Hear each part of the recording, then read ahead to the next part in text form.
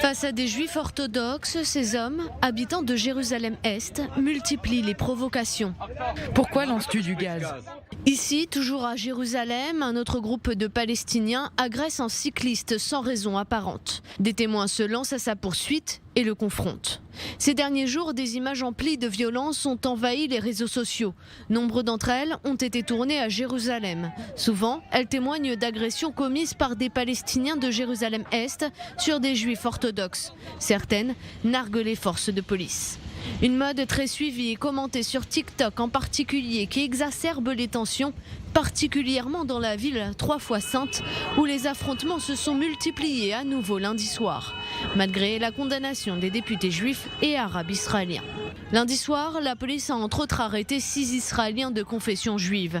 Ils sont accusés d'avoir agressé un musulman et lancé des pierres sur un véhicule. Selon des témoins, ils auraient également questionné des passants pour discerner ceux d'origine arabe et les agresser.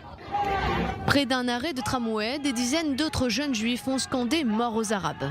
J'étais dans un bar et j'ai vu un groupe de 60 gars crier « Un juif est une bonne âme, un arabe est un fils de... » Ils cherchaient quelqu'un avec un accent arabe. Je les ai suivis. Soudain, l'un d'eux a crié « Il y a un arabe là-bas !» Tout le monde a commencé à courir après l'homme.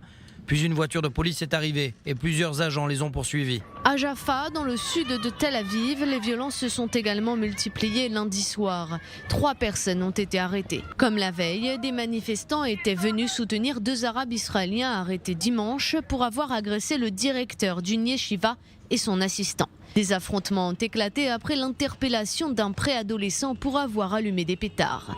Des manifestants ont tenté d'empêcher la voiture de police de partir. Des policiers anti-émeutes supplémentaires ont été déployés afin de les disperser. Selon les manifestants, l'enfant a 11 ans et demi. La police assure qu'il en a 13. 2 femmes ont également été appréhendées. La colère des habitants de Jaffa est animée par le projet de vente d'un immeuble dans le quartier traditionnellement arabe d'Ajami, à une yeshiva juive.